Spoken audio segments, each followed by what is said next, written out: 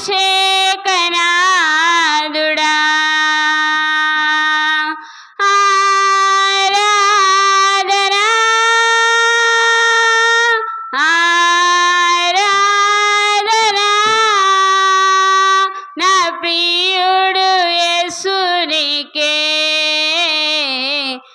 ప్రియుడు దేవునికే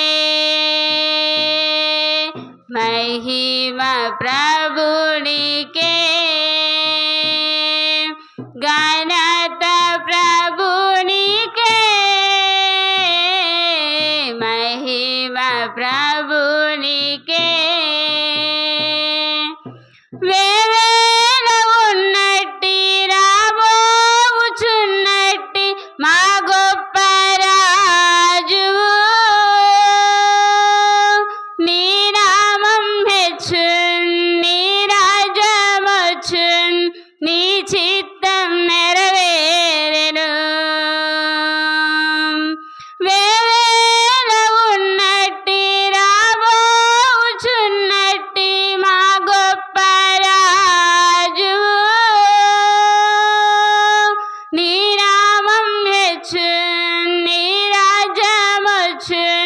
నీ చిత్తం నెరవేరెను ఆరాధనా ఆరాధనా నా ప్రియుడు యేసునికే నా ప్రియుడు దేవునికే మహిమ ప్రభునికే ఘనత ప్రభునికే మహిమ ప్రభునికే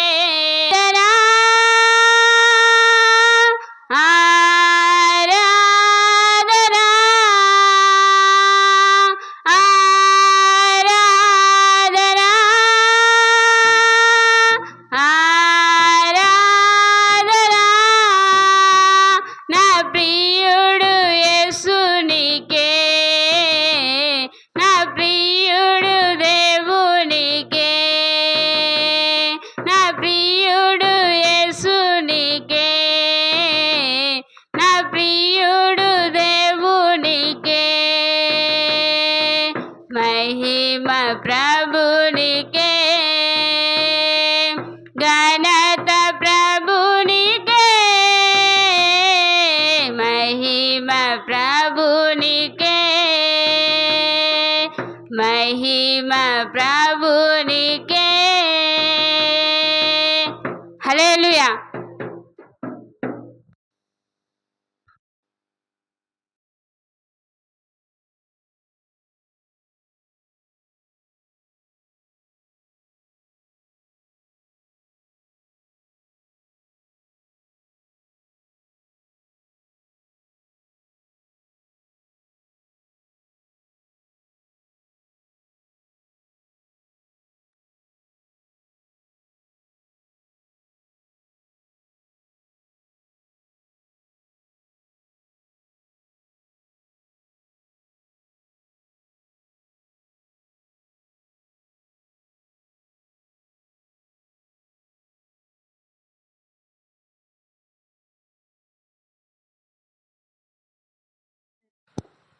హల్లెలూయా. ఎంత మంచి దేవుడవేసయ్యా,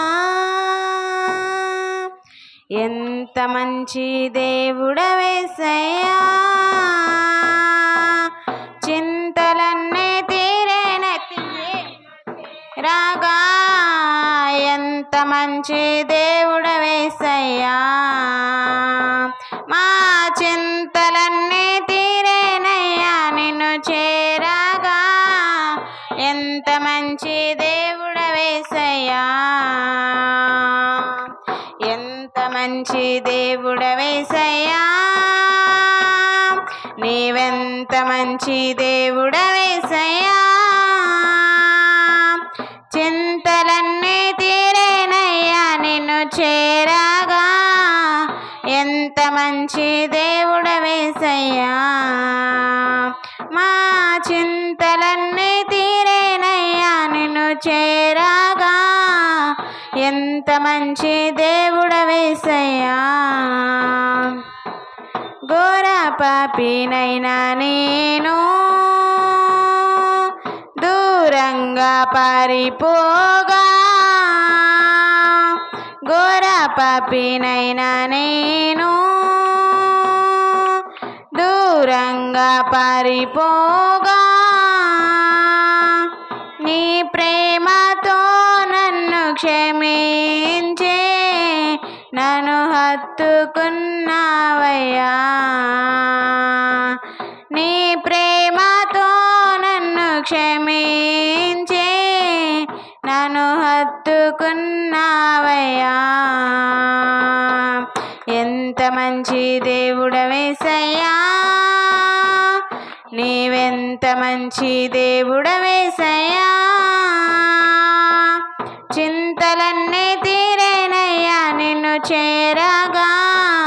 ఎంత మంచి దేవుడవేసయ్యా. మా చింతలన్నీ తీరేనయ్యా నిన్ను చేరగా. ఎంత మంచి దేవుడవేసయ్యా. నాకున్న వారందరూ నన్ను విడిచిపోయినాను. నాకున్న వారందరూ నన్ను విడిచిపోయినాను. ఎన్నెన్నో ఇబ్బందులకు గురి చేసినా నన్ను నీవు విడువలేదయ్యా. ఎన్నెన్నో ఇబ్బందులకు గురి చేసినా నన్ను నీవు విడువలేదయ్యా. ఎంత మంచి దేవుడవేసయ్యా. నీవెంత మంచి దేవుడవేసయ్యా. చింతలన్నీ తీరేనయ్యా నిన్ను చేరగా. ఎంత మంచి దేవుడవేసయ్యా. మా చింతలన్నీ తీరేనయ్యా నిన్ను చేరగా. ఎంత మంచి దేవుడవేసయ్యా. నీవు లేకుండా లోకంలో ఈ లోకంలో బ్రతుకాలేనయ్యా. నీవు లేకుండా నేను ఈ లోకంలో బ్రతుకాలేనయ్యా. నీతో కూడా ఈ లోకం నుండి పరలోకం చేరదనేసయ్యా. నీతో కూడా ఈ లోకం నుండి పరలోకం చేరదనేసయ్యా. ఎంత మంచి దేవుడవేసయ్యా. నీవెంత మంచి దేవుడవేసయ్యా. చింతలన్నీ తీరేనయ్యా నిన్ను చేరగా. ఎంత మంచి దేవుడవేసయ్యా. మా చింతలన్నీ తీరేనయ్యా నిన్ను చేరగా. ఎంత మంచి దేవుడవేసయ్యా. ఎంత మంచి దేవుడవేసయ్యా. నీవెంత మంచి దేవుడవేసయ్యా. చింతలన్నీ తీరేనయ్యా నిన్ను చేరగా. ఎంత మంచి దేవుడవేసయ్యా. మా చింతలన్నీ తీరేనయ్యా నిన్ను చేరగా. ఎంత మంచి దేవుడవేసయ్యా. హల్లెలూయా.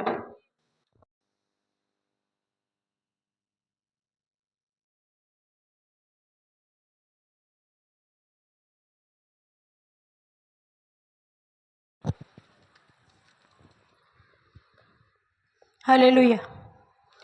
గగనాల పైన కూర్చున్న మహారాజువు. గగనాల పైన కూర్చున్న మహారాజువు. సముద్రాల పైన నడిచొచ్చిన రాజువు. యేసయ్యా నీవే కావాలి. యేసయ్యా నీవే కావాలి, యేసయ్యా నీవే కావాలి, యేసయ్యా నీవే కావాలి.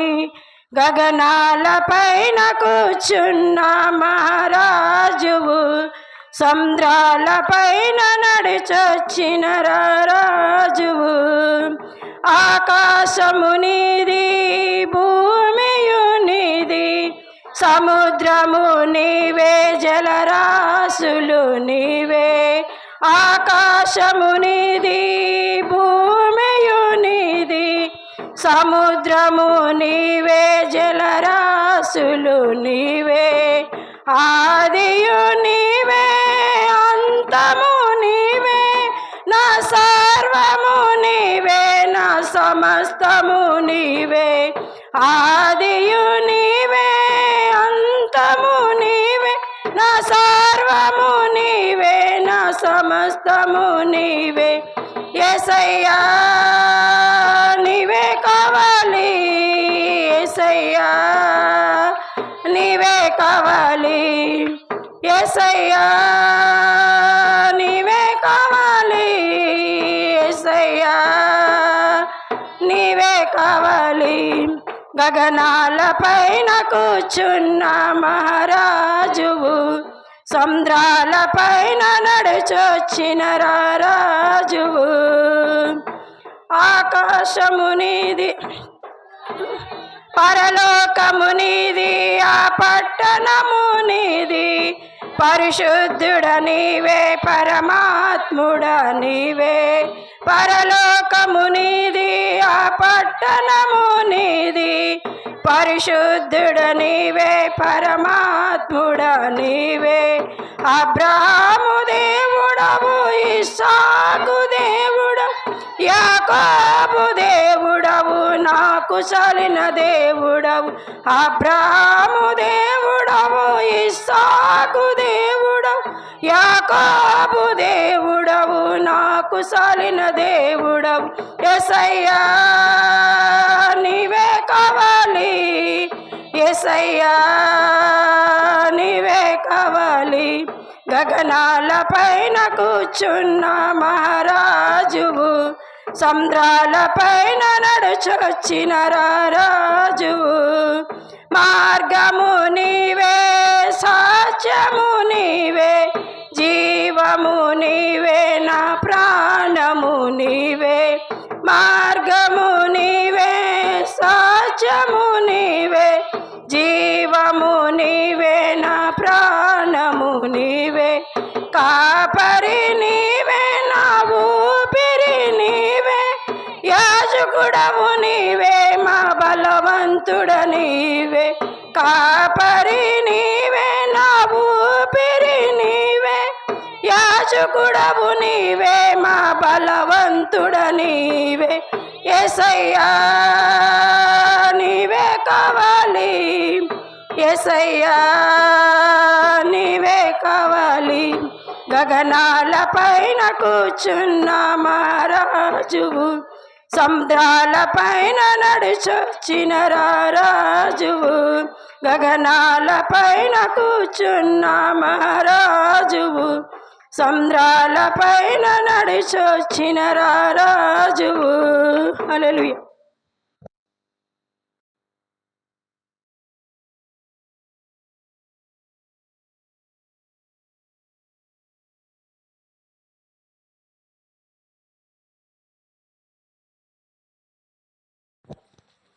హల్లెలూయా. నేను ఒప్పుకొందును నా తప్పులన్నీయు, నీ పాదాల చెంత యేసయ్యా. నేను ఒప్పుకొందును నా తప్పులన్నీయు, నీ పాదాల చెంత యేసయ్యా. దయాసాగరా మన్నించు నా మరా, విడిపించు ఈ పాపపు సెరా. దయాసాగరా మన్నించు నా మరా, విడిపించు విడిపించు ఈ పాపపు సేరా నేను ఒప్పుకొందును నా తప్పులన్నీయు నీ పాదాల చెంత యేసయ్యా దూరంగా నడిచాను హీనంగా బ్రతికాను తప్పని తెలిపాను తప్పదనుకున్నాను దూరంగా నడిచాను హీనంగా బ్రతికాను తప్పని తెలిపాను తప్పదనుకున్నాను వాక్యముతో గద్దించగా గ్రహించుకున్నాను గతమంతా తెలుసుకుని సింధించుచున్నాను వాక్యముతో గద్దించగా గ్రహించుకున్నాను గతమంతా తెలుసుకుని సింధించుచున్నాను దయాసాగరా మన్నించిన మరా ఇడిపించు ఈ పాపపు సేరా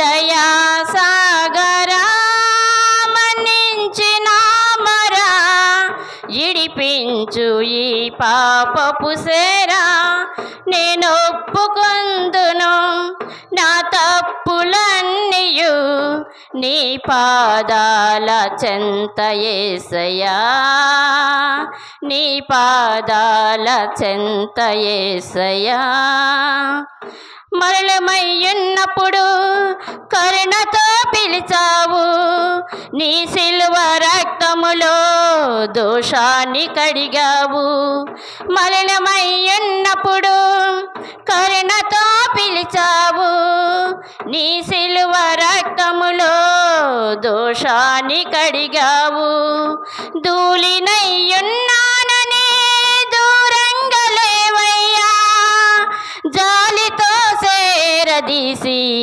కౌగిలించావయ్యా ధూళినయ్యున్నానని దూరంగా లేవయ్యా జాలితో సేరదీసి కౌగిలించావయ్యా దయాసాగరా మన్నించిన మరా విడిపించు ఈ పాపపు సేరా దయాసాగరా మన్నించిన మరా విడిపించు ఈ పాపపు సేరా నేను ఒప్పుకొందును నా తప్పులన్నీయు నీ పాదాల చెంత యేసయ్యా నేను ఒప్పుకొందును నా తప్పులన్నీయు నీ పాదాల చెంత యేసయ్యా హల్లెలూయా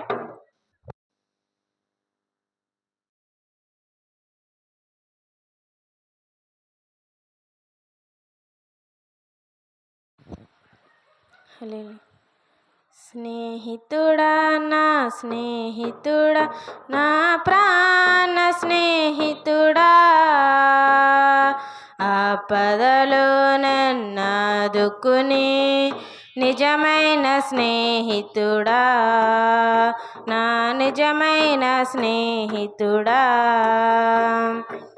నన్నెంతో ప్రేమించినావు నా కోసం మరణించినావు నన్నెంతో ప్రేమించినావు నా కోసం మరణించినావు మరువగలనా నీ స్నేహము మరచిలనే మనగలనా మరువగలనా నీ స్నేహము మరచిలనే మనగలనా స్నేహితుడా నా స్నేహితుడా నా ప్రాణ స్నేహితుడా ఆపదలో నన్నాదుకుని నిజమైన స్నేహితుడా నిజమైన స్నేహితుడా నా ప్రాణ ప్రియుడా నీ కోసమే నే వేచాను నిరంతరం నీ తోడుకై. నా ప్రాణ ప్రియుడా నీ కోసమే నే వేచాను నిరంతరం నీ తోడుకై. ఇచ్చేదన నా సర్వస్వము, నాకున్న ఆశలు నీవే సుమా. ఇచ్చేదన నా సర్వస్వము, నాకున్న ఆశలు నీవే సుమా. స్నేహితుడా నా స్నేహితుడా, నా ప్రాణ స్నేహితుడా, ఆపదలో నన్నాదుకుని నిజమైన స్నేహితుడా, నా నిజమైన స్నేహితుడా. కన్నీటితో ఉన్న నన్ను కరుణించి నన్ను పలకరించావు. కన్నీటితో ఉన్న నన్ను కరుణించి నన్ను పలకరించావు. ఎండిన ఎడారిలోన మమత వెల్లువ కురిపించినావు. ఎండిన ఎడారిలోన మమత వెల్లువ కురిపించినావు. స్నేహితుడా నా స్నేహితుడా, నా ప్రాణ స్నేహితుడా, ఆపదలో నన్నాదుకుని నిజమైన స్నేహితుడా, నా నిజమైన స్నేహితుడా. హల్లెలూయా.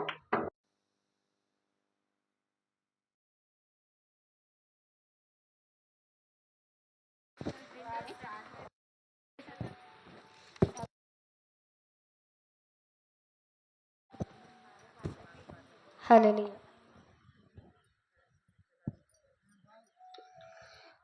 హల్లెలూయా. కళ్ళల్లో కన్నీరెందుకు, గుండెల్లో దిగులెందుకు, ఇక నీవు కలత చెందకు.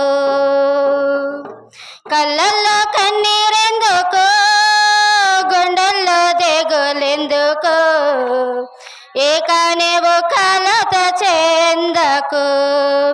నెమ్మది లేకున్నదా, గుండెల్లో గాయమైనదా, ఇక అవి ఉండబోవుగా. కళ్ళల్లో కన్నీరెందుకు, గుండెల్లో దిగులెందుకు, ఇక నీవు కలత చెందకు.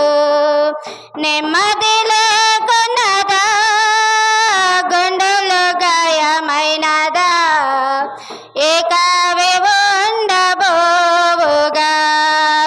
యేసే నిరీక్షక, కలత చెందకు నీవిక. యేసే నావిక, కలత చెందకు నీవిక. యేసే నిరీక్షక, కలత చెందకు నీవిక. యేసే విమోచక, కలత చెందకు నీవిక. కళ్ళల్లో కన్నీరెందుకు, గుండెల్లో దిగులెందుకు, ఇక నీవు కలత చెందకు. నెమ్మది లేకున్నదా, గుండెల్లో గాయమైనదా, ఇక అవి ఉండబోవుగా. ఓరుగాలులు వీచిన, పెను తుఫానులు చెలరేగిన, మాట మాత్రము సెలవనీయగని మల మాయనుగా. ఓరుగాలులు వీచిన, పెను తుఫానులు చెలరేగిన, మాట మాత్రము సెలవనీయగ నిమల మాయనుగా. యేసే నిరీక్షణ, కలత చెందకు నీవిక. యేసే నిరీక్షణ, కలత చెందకు నీవిక. కళ్ళల్లో కన్నీరెందుకు,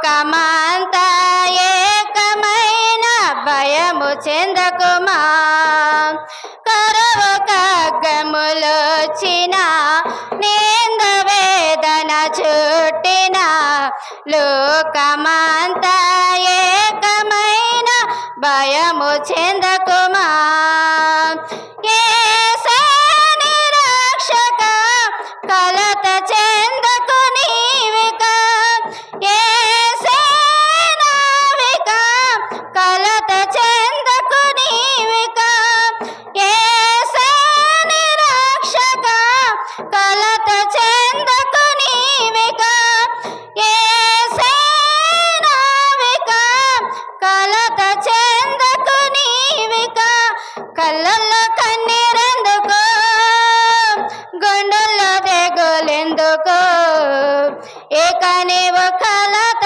చెందకు నెమ్మది లేకున్నదా గుండెల్లో గాయమైనదా అవివిగా ఉండబోవుగా కళ్ళల్లో కన్నీరెందుకు గుండెల్లో దిగులెందుకు ఇక నీవు కలత చెందకు నెమ్మది లేకున్నదా గుండెల్లో గాయమైనదా ఇక అవి ఉండబోవుగా యేసే నిరీక్షణ కలత చెందకు నీవిక యేసే నిరీక్షణ కలత చెందకు నీవిక యేసే నిరీక్షణ కలత చెందకు నీవిక యేసే విమోక్షణ కలత చెందకు నీవిక కళ్ళల్లో కన్నీరెందుకు గుండెల్లో దిగులెందుకు ఇక నీవు కలత చెందకు నెమ్మది లేకున్నదా గుండెల్లో గాయమైనదా ఇక అవి ఉండబోవుగా ఇక అవి ఉండబోవుగా హల్లెలూయా.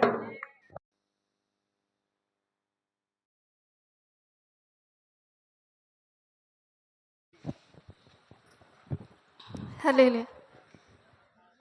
ప్రార్థన శక్తి నాకు కావాలయా నీ పరలోక అభిషేకం కావాలయా ప్రార్థన శక్తి నాకు కావాలయా నీ పరలోక అభిషేకం కావాలయా యేసయ్యా కావాలయా నీ ఆత్మ అభిషేకం కావాలయా యేసయ్యా కావాలయా నీ ఆత్మ అభిషేకం కావాలయా ప్రార్థనా శక్తి నాకు కావాలయా నీ పరలోక అభిషేకం కావాలయా ఏలియా ప్రార్థింపక పొందిన శక్తి నేను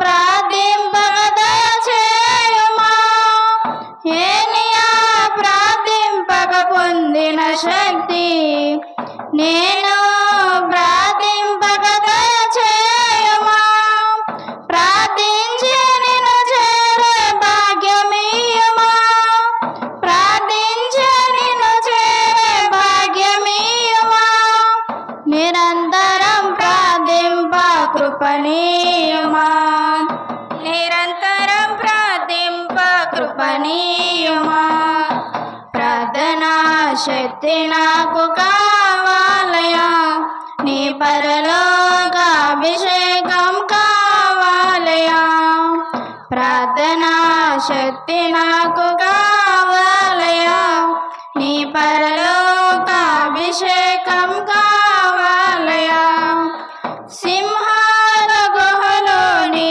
దానియేలు శక్తి ఈ లోకంలో నాకు కావాలయా సింహాల గుహలోని దానియేలు శక్తి ఈ లోకంలో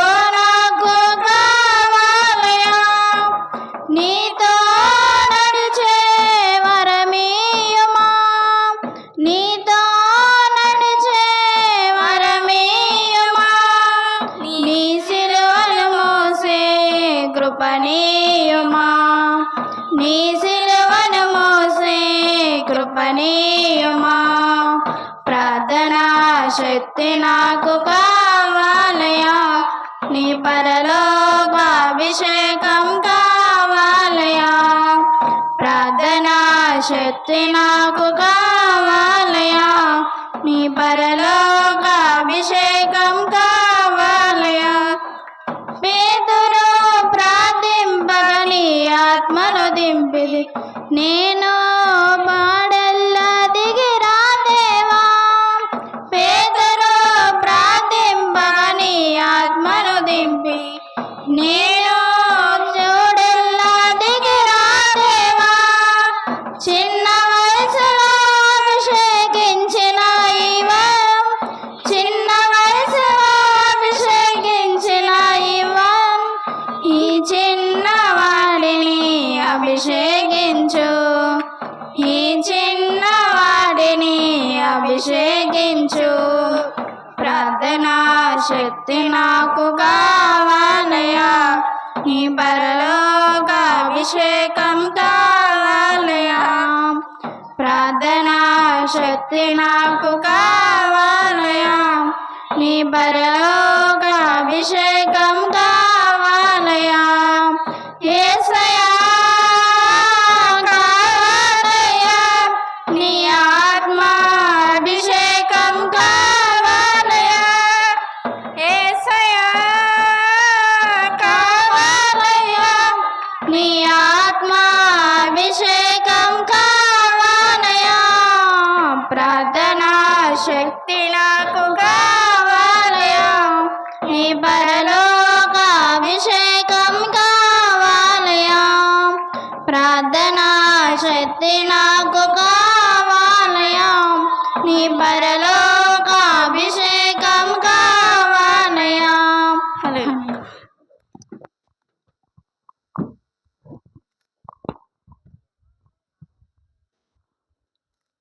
వాక్యభాగం చదువుదామండి.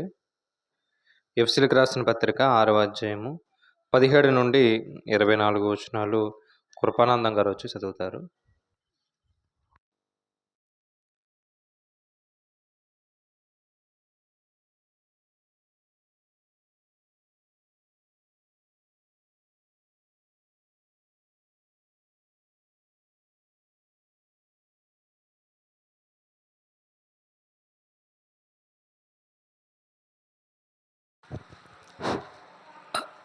దేవుని స్తోత్రం. హల్లెలూయా.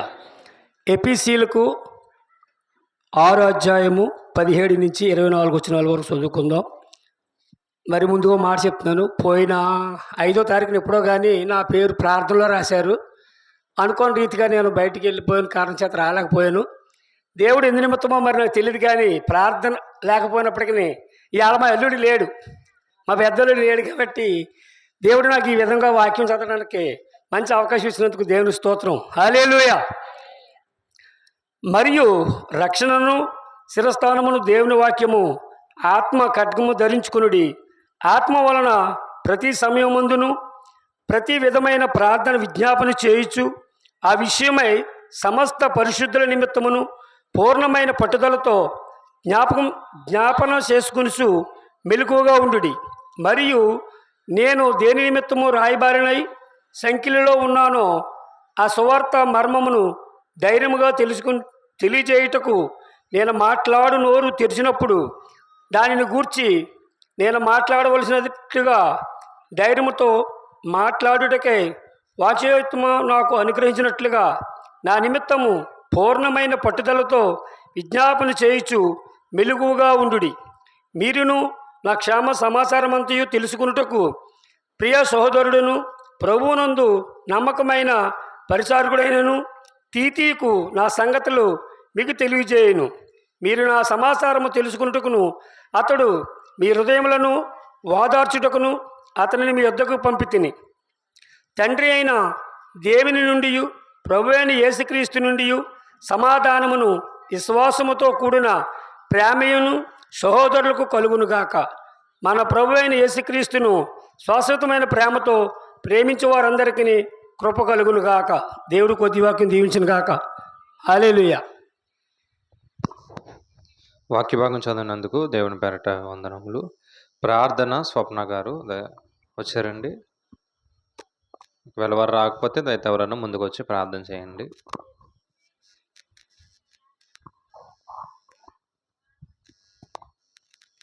దయతో ఎవరైనా దయతో ముందుకు వచ్చి ప్రార్థన చేయండి.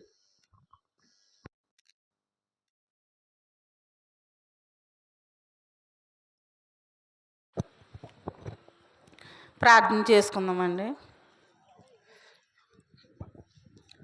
ప్రేమ నమ్మకం కలిగిన తండ్రి, నీకు వందనాలు, స్తుతులు, స్తోత్రాలు ప్రభువా. నాయన నా తండ్రి, ఉదయం నుండి సాయంత్రం వరకు నీ సజీవమైన రెక్కల చాటును కాచి కాపాడి ప్రభువా మమ్మల్ని ఎంతగానో నా తండ్రి నాయన నీ రెక్కల చాటున దాగి ఉంచినందుకు నీకు వందనాలు, స్తుతులు, స్తోత్రములు ప్రభువా. నాయన నీకు వందనాలు, స్తుతులు. నాయన నీకు ఎన్ని స్తుతులు చెల్లించిన నీ రుణం తీర్చలేం ప్రభువా. నాయన నీకు స్తోత్రాలయా ప్రభువా. ఎందుకు పనికిరాని మేము నాయన నీ సాక్షిగా నిలబెట్టుకున్నావు బాబు. నీకు వందనాలు, స్తుతులు, స్తోత్రాలు అయ్యా. ఇప్పటి వరకు నాయన పాటల్లో తోడై ఉన్నావయ్యా. నీకు వందనాలు, స్తుతులు, స్తోత్రాలు నాయన. నీకు వందనాలు. ఇప్పుడు వాక్యం చెప్పబోచుండగా దైవజనుని ఆత్మతో ప్రభు ఎత్తిపెట్టుకోమని, సమయోచితమైన జ్ఞానం బిడకు దయచేయమని నాయన. ఆ బిడ్డ రాకలో పోకలో నువ్వు ఎంతగానో తోడై ఉంటున్నావు తండ్రి. నీకు వందనాలయ్యా. నాయనా నీకు స్తోత్రాలు. ఈ 40 రోజులు కూడా నా తండ్రి ఎంతో ఘనంగా జరిగించుకుంటున్నావు ప్రభువా. అయ్యా నా తండ్రి, పగల ఎండ దెబ్బైనను రాత్రి వెనుల దెబ్బైనను నీకు తగులదు. ఏ అపాయము రాకుండా నిన్ను కాచి కాపాడుతానని సెలవిచ్చిన మాట నాయన నెరవేరుస్తున్నందుకు నీకు వందనాలయ్యా, స్తుతులయ్యా, స్తోత్రాలయ్యా. మా సంఘాన్ని ప్రభు ఎంతగానో దీవించుచున్నావు దేవా. ఇంకా ఎవరికి ఏ సమస్యలు ఉన్నాయో ప్రభు ప్రతి సమస్యను ఎరిగిన దేవుడు తండ్రి. అయా మనుషుల మధ్య మేము చెప్పుకోలేము కానీ నాయన నా తండ్రి, మీ అక్కర్ల కొలది నేను సమస్తము చేయగలను తండ్రి. రాత్రికాల సమయంలో అయితే ప్రభువా నాయన మీరు అడగకయే పొందలేకపోవచ్చున్నారని వాక్యం దగ్గర ఉన్నాయని నువ్వు బిగ్గరగా మాట్లాడినందుకు వందనాలు ఇస్తున్నా. ప్రతి ఒక్కొక్కరిని దీవించండి, ఆశీర్వదించండి. అలాగే ఇప్పుడు చెప్పబోయే ప్రభు వాక్యంలో మీరు తోడయండి. ఆది నుంచి వరకు నీ కృప తోడించమని నజరుడైన యేసుక్రీస్తు నామమున అడిగి వేడుకుంటున్నాను పరమ తండ్రి, ఆమేన్. ప్రార్థించినందుకు దేవుని పేరట వందనములు. చిన్న ప్రార్థన చేసుకుందాం. దయ కలిగినటువంటి మా కన్న తండ్రి, నీ ఘనమైన ఉన్నతమైన నామమున వందనములు. దేవా, మీ యొక్క ఉన్నతమైన కృపలో తండ్రి మమ్మల్ని కాచి కాపాడిన విధానాన్ని బట్టి వందనములు. మేమందరం కలిసి నీ మాటలు జ్ఞానించడానికి తండ్రి సిద్ధపడుచుండగా మా అందరికీ కూడా సంయోచితమైన జ్ఞానమును పరిశుద్ధాత్మ దేవుని తండ్రి తోడుగా ఉంచండి తండ్రి. ఈరోజు పాటలు పాడిన వారిని, వాక్య భాగాలు చదివిన వారిని, ఇదిగో తండ్రి దేవా మరి ప్రార్థన చేసిన వారిని కూడా తండ్రి మీరు జ్ఞాపకం చేసుకుని నీ కృపలో తండ్రి బలపరుస్తారని తండ్రి కోరుచు ఈ యొక్క ప్రార్థన క్రీస్తు నామమును బట్టి అడిగి వేడుకుంటున్నాం పరమ తండ్రి, ఆమేన్.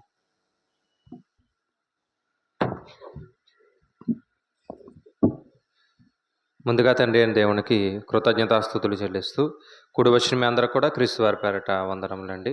పరిశుద్ధ గ్రంథంలో నుండి గడిచినటువంటి రాత్రి మత్తయి గారు రాసినటువంటి సువార్త 13వ అధ్యాయము 44వ వచనాన్ని మనం జ్ఞానించాం. మత్తయి గారు రాసినటువంటి సువార్త 13వ అధ్యాయము 44వ వచనాన్ని రాత్రికాల సమయంలో మనం జ్ఞానించాం. పరలోక రాజ్యము పొలంలో దాచబడిన ధనమును పోలి ఉన్నది. ఒక మనుషుడు దాన్ని కనుగొని దాన్ని దాచిపెట్టి అది దొరికిన సంతోషంతో వెళ్ళి తనకు కలిగినదంతయు అమ్మి ఆ పొలమును కొనును. ఏమండి, దాని గురించి చాలా వివరంగా మనం జ్ఞానించుకుని ఆలోచన చేసి వెళ్ళాం. అలాగే ఆ కింద రాయబడినటువంటి మరొక ఉపమానం, మరియు పరలోక రాజ్యము మంచి ముత్యములను కొన వెదుకుచున్న వర్తకుని పోలి ఉన్నది. అతడు అమూల్యమైన ఒక ముత్యమును కనుగొని పోయి తనకు కలిగినదంతయు అమ్మి దానిని కొను. పైన రాయబడినటువంటి ఆ ఉపమానం, కింద రాయబడినటువంటి ఉపమానం రెండూ కూడా ఒకటే అర్థాన్ని చెప్పేటటువంటి ఉపమానాలు, లేదా ఒకటే భావాన్ని తెలియపరిచేటటువంటి ఉపమానాలు. మరొకసారి మనం ఈ ఉపమానాన్ని కూడా కొద్ది నిమిషాలు జ్ఞానించడానికి ప్రయత్నం చేద్దాం. పైన చెప్పబడినటువంటి ఉపమానం అనుకోకుండా ధనం దొరకడం, అనుకోకుండా పొలంలో దాచబడినటువంటి ధనం అతను కావాలని లేదా వెతుకుతూ వెళ్తున్నట్టు కాకుండా ఏమన్నా అనుకోకుండా దొరికింది. దాన్ని సంపాదించుకోవడానికి ఏం చేశాడు? ఉన్నదంతా అమ్మాడు. కానీ ఇక్కడ అనుకోకుండా దొరికింది కాదు, కావాలని వెతికేటటువంటి ఉపమానం ఇది. ఏమండి, ముత్యములు అన్నారు. అక్కడ చూడండి, పరలోక రాజ్యం ఎలా ఉందంట, మంచి ముత్యములను కొన వెదుకుచున్న వర్తకుని పోలి ఉన్నది అని రాయబడ్డది. అంటే ఇక్కడ ముత్యాల గురించి మాట్లాడుతున్నాడు, వర్తకుడు గురించి మాట్లాడుతున్నాడు. కాబట్టి జాగ్రత్తగా మనం పరిశీలన చేద్దాం. ముత్యాలు అనగానే మనందరికీ తెలుసు కదండి, ఎలా ఉంటాయో మనకు తెలుసు. ఎవరు ధరిస్తూ ఉంటారు ఎక్కువ? ముత్యాలు ఎవరు ధరిస్తారో ఎక్కువ అని అడుగుతున్నాను. రాజులు, రాణీలు, వీళ్ళు ఎక్కువ ధరిస్తూ ఉంటారు, అంతే కదండి. అంటే ముత్యాల్లో కూడా సాధారణంగా 2 రకాల ముత్యాలు ఉంటాయి అనేది మనందరికీ తెలిసిందే. ఒకటి సహజ సిద్ధంగా వస్తాయి, రెండవది ఏంటంటే కృత్రిమంగా కూడా ముత్యాలను తయారు చేస్తారు. అంటే సహజ సిద్ధంగా అంటే ఎవరు తయారు చేయకుండానే వాటే పుడతాయి. రెండవది ఏంటంటే కృత్రిమంగా కూడా ఏంటి, కృత్రిమంగా కూడా ఏం చేస్తారంటే తయారు చేస్తూ ఉంటారు. ఒకటి సహజ సిద్ధంగా వచ్చిన దానికి కొంచెం ధర ఎక్కువ ఉంటుంది, కృత్రిమంగా వచ్చిన దానికంటే కృత్రిమంగా తయారు చేసిన దానికి కొంచెం ధర అనేది కొంచెం తక్కువగా ఉంటుంది. చాలా సంవత్సరాల క్రితం ఒక ఆయన దగ్గర, కెనడాలో, ఆయన పేరు అబ్రహాం గారు అనుకుంటా ఆయన పేరు, ఏమండి, కెనడాలో ఉన్నారు. ఆయన దగ్గర ఒక ముత్యం ఉండేదంట. దాని వెయిట్ ఎంత అంటే, దాని యొక్క బరువు ఎంత అంటే సుమారుగా ఒక 27 కేజీలు ఉండేదంట. ఎంతండి? 27 కేజీలు. దాని ధర అప్పట్లో సుమారుగా 670 కోట్లు. దాని ధర సుమారుగా ఎంత అంటే 670 కోట్ల రూపాయలు దాని ధర. ఎంత ఉంది అంటే ఒక 27 కేజీలు ఉంది. అంటే దాని ధర ఎంత అంటే చాలా ఎక్కువ. అది అందరి దగ్గర ఉండదు. అది ఎవరి దగ్గర అయితే ఉంటుందో వారు చాలా కోటీశ్వరులుగా, చాలా ధనవంతులుగా, చాలా గొప్పవారుగా మనం భావిస్తాం, అంతే కదండి. దాని గురించి చాలామంది ఏం చేస్తారంటే, అసలు ముత్యాలు ఎక్కడ దొరుకుతాయి మనం ఆలోచన చేసినప్పుడు అంటే నీటిలో ఉంటాయి. నీటిలో కూడా కాలువల్లోని, చెరువుల్లోని కాదు, ఎక్కడ ఉంటాయి? సముద్రాల్లో, ఎక్కువగా మనం సరస్సుల్లో దొరుకుతూ ఉంటాయి. ఆల్చిప్ప అంటాం, తెలుసు కదండి. ఆ జీవి దాన్ని ఏం చేస్తుందంటే కంటది. ఆ ఆల్చిప్పలో ఏముంటుంది? ముత్యం అనేది ఉంటుంది. దాన్ని వెతకడానికి, దాన్ని ఏమండి వెతికి బయటకు తీసుకొచ్చి దాన్ని అమ్ముకోవడానికి చేసేటటువంటి ప్రయత్నాలు చాలా భయంకరంగా ఉంటాయి. ఎందుకంటే అది చాలా లోతుకుంటుంది, చాలా లోతుగా ఉంటుంది. అందుకే మనిషి ఆ లోతుకి వెళ్ళడానికి తనకి ఉన్నటువంటి, తను ఎంతైతే బరువు ఉన్నాడో ఆ బరువు ఉన్నటువంటి ఒక 50 కేజీలు ఉన్నాడు అనుకోండి మనిషి సాధారణంగా, మరొక 50 కేజీలకు సంబంధించి ఒక రాడునో దేన్నో కట్టుకుని మొత్తానికి ఎక్కడికి వెళ్తాడు? ఆ నీటి లోపలికి వెళ్ళి ఆ ముత్యాలను వెతికిన తర్వాత బయటకు వచ్చి దాన్ని తీసి రాజులకు అమ్మడానికి ప్రయత్నం చేసేవాళ్ళు. ఈ రాజులు కూడా డైరెక్ట్గా అమ్మేవారు కాదు, మధ్యలో ఒక వ్యక్తి ఉంటాడు. అంటే ఆ వ్యక్తికి అమ్మిన తర్వాత ఆ వ్యక్తి మరలా ఎవరికి అమ్ముతాడు? ఈ మధ్యలో ఉన్నటువంటి వ్యక్తిని ఏమన్నారంటే, ఇక్కడ రాశారు కదా, వర్తకుడు అన్నారు. అంటే ముత్యాలు అమ్మే వ్యక్తిని, లేదా ముత్యాలు కొనటం, లేదా ముత్యాలు అమ్మే వ్యక్తిని ఏమన్నారు?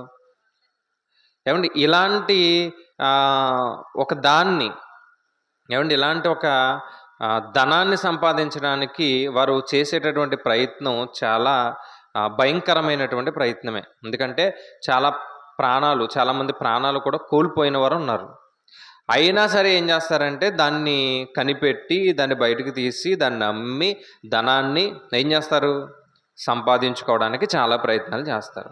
అయితే ఇక్కడ రాయబడినటువంటి ఈ విషయాన్ని మనం జాగ్రత్తగా పరిశీలన చేద్దాం. అంటే ఒక దాన్ని సంపాదించడానికి వాళ్ళు చాలా ప్రయత్నాలు చేస్తున్నారు, ప్రాణంతో చెలగాటం ఆడుతున్నారు. చివరికి తన ప్రాణం పోయినా పర్వాలేదు, ఏదో అలా దాన్ని సంపాదించాలని చాలామంది ఏం చేస్తున్నారు? ఆ సముద్రంలోకి, సరస్సుల్లోకి దిగి దాన్ని తీసుకుని బయటకు వస్తున్నారు. ఇది మనకు అర్థమైతే పరలోక రాజ్యం అంటే ఎలా ఉందంట? చదవండి. పరలోక రాజ్యము మంచి ముత్యములను కొనవెదుకుచున్న వర్తకుని పోలి ఉన్నది. అంటే ఒక వ్యక్తి లేదా ఒక వర్తకుడు దేన్ని కొనాలనుకుంటున్నాడంటే, ముత్యము అనడం కంటే అక్కడ మంచి పదాన్ని రాశారు. ఏం పదం? మంచి ముత్యాన్ని కొనడానికి ప్రయత్నం చేస్తున్నాడంట. మంచి దాన్ని కొనడానికి ప్రయత్నం చేస్తున్నాడంట. దాన్ని కొనడానికి వెతుకుతున్నాడంట. చూడండి, వెతుకుచున్న వర్తకుని పోలి ఉన్నది. అతడు అమూల్యమైన ఒక ముత్యమును కనుగొని పోయి తనకు కలిగినదంతయు అమ్మి దానిని కొనును. అంటే దాన్ని కనిపెడుతున్నాడు. ఏమండి, ఏది మంచిది అని కనిపెడుతున్నాడు. మళ్ళీ చెప్తున్నా, ఏది మంచిది అని మొత్తానికి కనిపెడుతున్నప్పుడు అన్నీ ముచ్చాలే, కానీ ఆయన అనుకున్నటువంటి లేదా వర్తకుడు అనుకున్నటువంటి ఆ మంచిది వచ్చే వరకు కూడా ఏం చేస్తున్నాడు? కనిపెడతానే ఉన్నాడు. అది దొరికినప్పుడంట దాన్ని సంపాదించుకోవడానికి ఏమమ్మేశాడంట చూడండి. పోయి తనకు కలిగినదంతయు అమ్మి దానిని కొనును. పోయాడు, ఇంటికి వెళ్ళాడు, దాన్ని ఎంతైతే దాని వెల ఉందో దాన్ని సంపాదించడానికి ఆ వెల ఇతని దగ్గర ఉన్నటువంటి ధనంతో సరిపోవట్లేదు కాబట్టి ఉన్నదంతా కూడా ఏం చేశాడు? అమ్మేశాడు. ఉన్నదంతా కూడా అమ్మేసి దాన్ని కొనడానికి చాలా ప్రయత్నాలు చేస్తున్నాడు. ఇక్కడ ఏమంటే వర్తకుడు ఎవరు అంటే ఆత్మీయ జీవితం కొరకు వెతికేటటువంటి ఒక వ్యక్తి. దాన్ని ఏమన్నామంటే ఆధ్యాత్మిక చింతన కలిగినటువంటి వ్యక్తి. అంటే నేను పరలోకం చేరుకోవాలంటే నేను ఏ మార్గాన్ని ఎంచుకోవాలని వెతికేటటువంటి ఒక వ్యక్తి. అర్థమైందండి? మళ్ళీ చెప్తున్నా, నేను పరలోకం చేరుకోవాలి.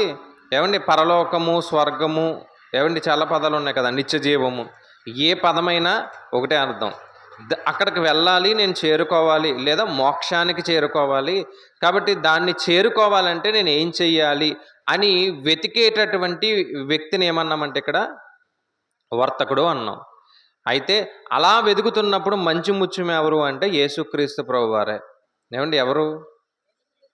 యేసుక్రీస్తు ప్రభువారే. ఎవరు అంటే ఒక మంచి, ఏమండి అంటే ఆయనలో ఎటువంటి దోషము లేదని, ఆయనలో ఎటువంటి కలంకము లేదని, అంటే ముత్యాలు అనేవి చాలా ఉన్నా అతను వెతికేది ఏంటి? మళ్ళీ చెప్తానండి, ముత్యాలు అనేవి చాలా ఉన్నా అతను వెతికేది మాత్రం ఏంటి? మంచిది కావాలని వెతుకుతున్నాడు. ఒకటి చూశాడంట, ఇది మంచిది కాదనుకున్నాడు, వదిలేశాడు. ఇంకోటి చూశాడంట, అది మంచిది కాదనుకుని వదిలేశాడు. అంటే తనకు ఏదైతే కావాలో, ఏదైతే తను అనుకున్నాడో, ఏమండి దాని గురించి ఆలోచిస్తానే ఉన్నాడు, ఆత్మీయంగా ఆలోచిస్తానే ఉన్నాడు. అది వెతికి అది దొరికే వరకు కూడా ఏం చేస్తున్నాడంట? ఇప్పుడు ఆ వర్తకుడు ఎవరు అంటే ఒక ఆత్మీయ జీవితం కొరకు, లేదా మనకు అర్థం కావడానికి పరలోక రాజ్యానికి లేదా పరలోకానికి, నిత్య జీవానికి నేను వెళ్ళాలంటే నా మార్గం ఎవరు? నేను ఎవరిని బట్టి వెళ్తాను అని వెతికేటటువంటి వారి గురించి రాయబడ్డది. అలా వెతుకుతున్నప్పుడు దొరికిందంటే ఏంటి? ఏం దొరికింది? ఒక మంచి ముత్యము దొరికిందంట. ఎవరు అంటే యేసుక్రీస్తు ప్రభువారు. కొన్ని మాటలు చూద్దాం పరిశుద్ధ గ్రంథంలో నుండి. యేసుక్రీస్తు వారు పుట్టేటటువంటి సందర్భంలో లూకా గారు మాట్లాడుతూ లూకా సువార్త 2వ అధ్యాయము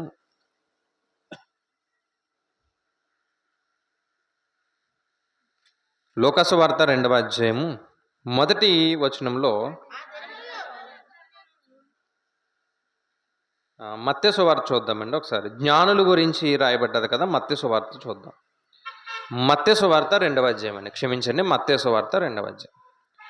రాజైన హేరోదు దినముల యందు యోదయా దేశ బెత్లెహేములో పుట్టిన తూర్పు దేశపు జ్ఞానులు యెరూషలేమునకు వచ్చి యూదుల రాజుగా పుట్టినవాడు ఎక్కడ? ఏమండి, ఎవరు వీళ్ళు అంటే జ్ఞానులు. ఏ జ్ఞానులు అంట? తూర్పు దేశపు జ్ఞానులు. సొలొమోను గారి గురించి కూడా మనం చదువుతాం కదా, ఆయన యొక్క పుట్టుక గురించి మాట్లాడుతున్నప్పుడు సొలొమోనుకు ఉన్నటువంటి జ్ఞానాన్ని చెబుతూ తూర్పు దేశపు జ్ఞానుల కంటే, ఐగుప్తులో ఉన్నవారి జ్ఞానము కంటే సొలొమోను జ్ఞానం ఎలాంటిదంట? గొప్పది అని రాయబడ్డది. అంటే ఒక వ్యక్తి గురించి చెప్పడానికి ముందుగానే వారికంటే, లేదంటే ప్రపంచం గుర్తించినటువంటి గొప్పవారి గురించి అక్కడ ప్రస్తావన వచ్చింది. ఆ ప్రస్తావనలో ఏమండి ఎవరి పేరు వచ్చింది? అక్కడ ఐగుప్తులో ఉన్న జ్ఞానం చెప్పాడు, తూర్పు దేశపు జ్ఞానులు అన్నారు. అంటే తూర్పు దేశంలో ఉన్నటువంటి వారు జ్ఞానులు, చాలా గొప్పవారు, వారి జ్ఞానానికి ఏమండి పరిమితి లేదు అని పరిశుద్ధ గ్రంథమే తెలియపరుస్తుంది. అలాంటి తూర్పు దేశపు జ్ఞానులు ఒక వర్తకులు అని మనం అనుకుంటే, వారు ఒక మంచి ముత్యము గురించి ఏం చేస్తున్నారంట?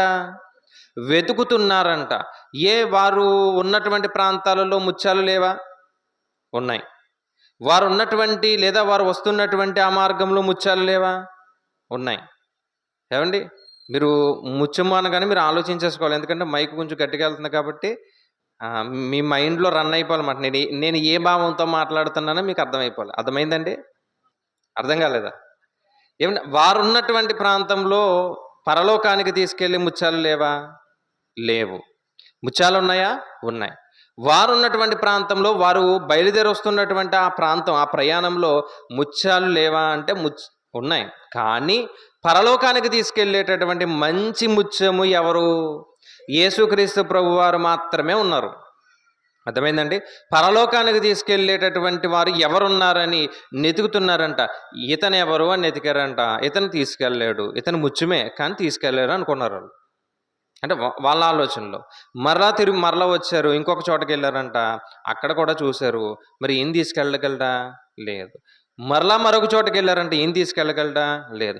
మొత్తానికి ఒక చింత కలిగి, ఒక ఆలోచన కలిగి, జ్ఞానులైనప్పటికీ మరొక జ్ఞానిని ఏం చేశారు వీళ్ళు?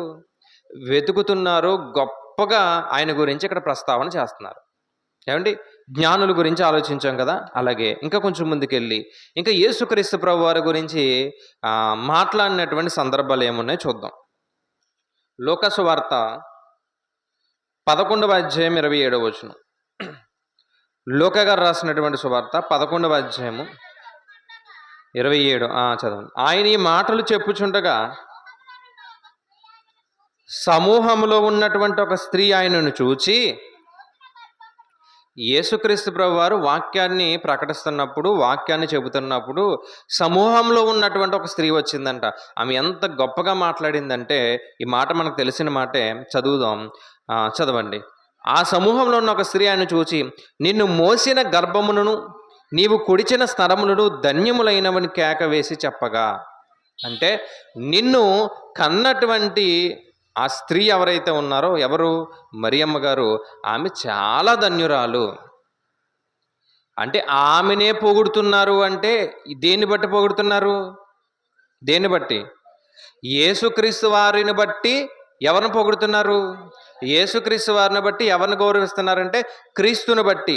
ఆయన ఈ మాటలు చెప్పుచుండగా, అక్కడ చాలా సందర్భాల్లో ఆయన దెయ్యాలు వెళ్ళగొట్టాడు, రోగులకి ఏమైనా స్వస్థత చేశాడు, ఇంకా చాలా కార్యక్రమాలు చేశాడు, వాక్యాన్ని ప్రకటించాడు.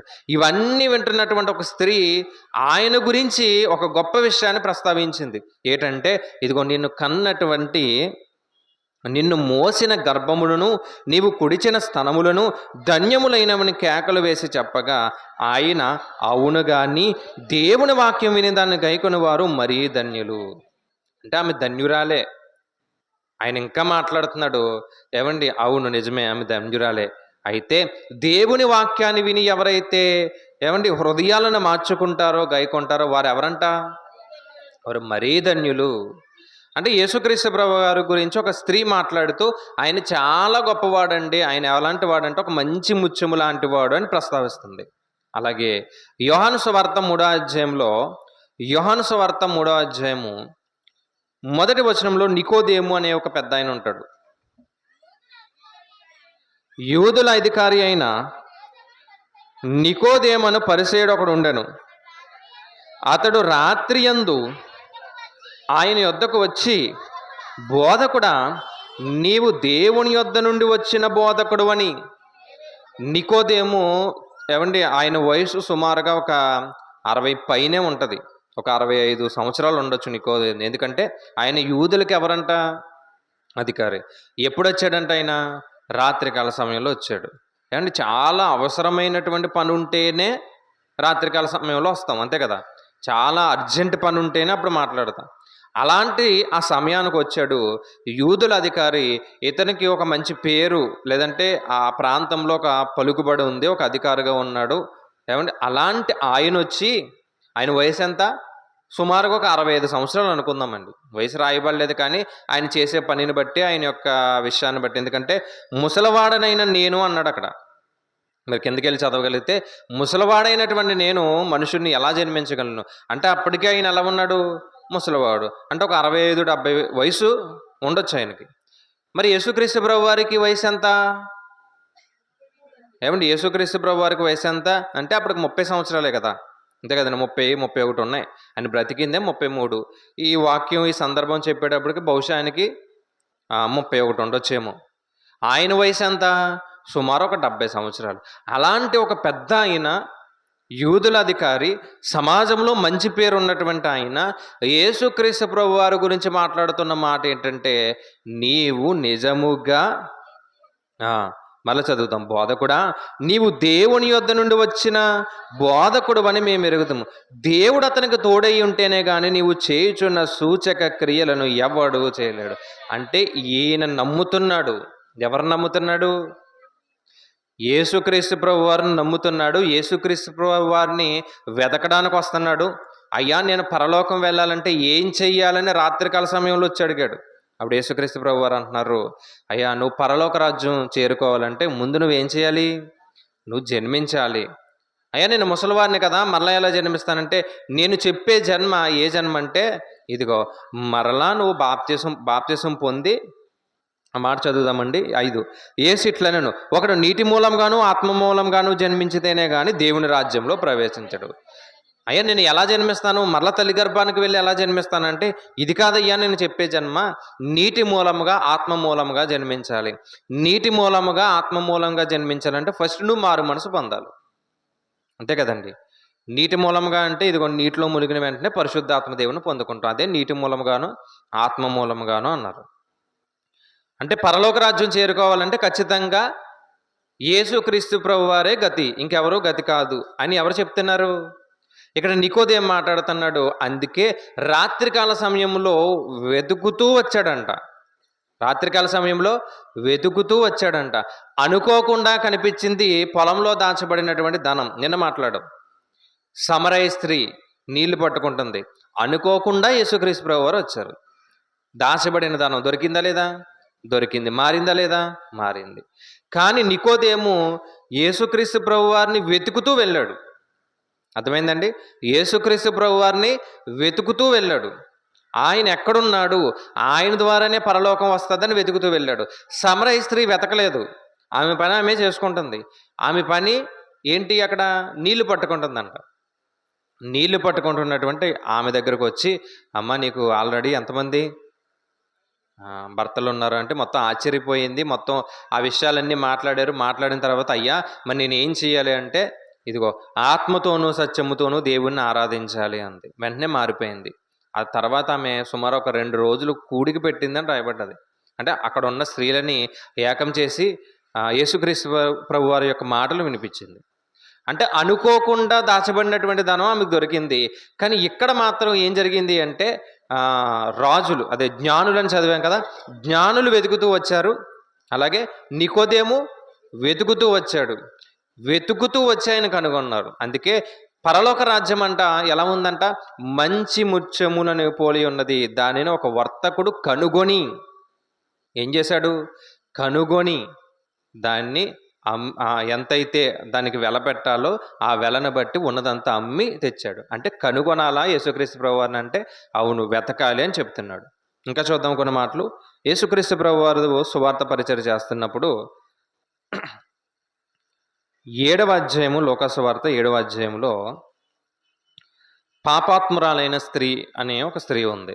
ఏమండి? 2 రుణస్తులు అనే ఉపమానంలో మనం మాట్లాడాం. అందులో ఆమె మాట్లాడుతూ, ఆమె ఏమీ మాట్లాడదు కానీ ఆమె గురించి యేసుక్రీస్తు ప్రభు వారే మాట్లాడతారు. ఎక్కడంటే 7:44 చూద్దాం. 7:44 ఆ స్త్రీ వైపు తిరిగి సీమోనుతో ఇట్లా నేను తీశారండి. లోకాసువార్త 7:44 ఆ స్త్రీ వైపు తిరిగి సీమోనుతో ఇట్లా నేను, ఈ స్త్రీని చూచుచున్నావే, నేను నీ ఇంట్లోనికి రాగా నీవు నా పాదములకు నీళ్ళు ఇయ్యలేదు కానీ ఈమె తన కన్నీళ్లతో నా పాదమును తడిపి తన తల వెంట్రుకలతో తుడిచెను. నీవు నన్ను ముద్దు పెట్టుకొనలేదు కానీ నేను లోపలికి వచ్చినప్పటి నుండి ఈమె నా పాదములు ముద్దు పెట్టుకొనుట మానలేదు. నీవు నూనెతో నా తల అంటలేదు కానీ ఈమె నా పాదములకు అత్తరు పూసెను. ఆమె విస్తారముగా ప్రేమించను గనుక ఆమె యొక్క విస్తార పాపములు క్షమించబడినని నీతో చెప్పుచున్నాను. ఏమండి? ఈమె దగ్గరికి క్రీస్తు ప్రభు వారు వెళ్ళారా, లేదంటే ఈమె యేసుక్రీస్తు ప్రభు వారి దగ్గరకు వచ్చిందా?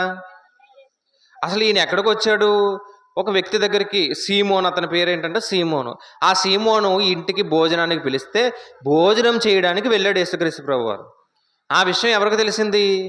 ఒక స్త్రీకి తెలిసింది. ఆమె గురించి రాయబడ్డది ఏంటంటే పాపాత్మురాలైన స్త్రీ అన్నారు అంతే. అంటే ఆమె ఏ పాపం చేసింది కాసేపు పక్కన పెట్టేస్తే మొత్తానికి పాపం చేసింది అంతే. మొత్తానికి ఏం చేసింది? పాపం చేసింది. ఆమె గురించి మొత్తం పట్టణమంతా తెలుసు అంట. ఆమె గురించి పట్టణమంతా తెలుసు అంటే బహుశా ఆమె చేసినటువంటి పాపం ఏదై ఉండొచ్చు, మనం జాగ్రత్తగా ఆలోచించవచ్చు. అలాంటి ఒక స్త్రీకి యేసుక్రీస్తు ప్రభువారు ఇక్కడికి వస్తున్నారనే విషయం అర్థమైంది. తెలుసా అండి? యేసుక్రీస్తు ప్రభువారు ఇక్కడికి వస్తున్నారనే విషయం ఎవరికి అర్థమైంది? ప్రార్థనకి రండి రండి రండి అన్న కొంతమంది రారండి. అర్థమైందండి? కొంతమంది రారు. కొంతమంది ఈరోజు పలానా ఇంటి దగ్గర ప్రార్థన అని వాట్సాప్లోనో స్టేటస్లోనో లేదంటే ఒక కరపత్రిక ఏదో వెళ్తే అది చదివో చూసి వచ్చేస్తారు పరిగెట్టుకుని. బొట్టెట్టి పిలిచినా రారు చాలామంది. ఇంటికి వెళ్ళి పిలవాలంట కొంతమందిని. ఏమని? ప్రార్థనకు రండి అని. ప్రతిరోజు ఏం చేయాలి? పలానా ఇంటి దగ్గర ఈరోజు ప్రార్థన, ఫస్ట్ వాళ్ళు వెళ్ళి పిలవాలంట. పలానా రోజు వాళ్ళ ఇంటి దగ్గర వాళ్ళు వెళ్ళి మళ్ళీ పిలవాలంట. రేపు ఎవరి ఇంటి దగ్గర ఉంది వాళ్ళు వెళ్ళి పిలవాలంట. ఎల్లుండు వాళ్ళు వెళ్ళి పిలవాలంట. ఆదివారం నేను చెప్తున్నాను కదా. ఏమని?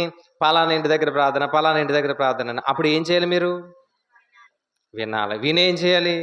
వెంటనే పరిగెట్టుకుని రావాలి.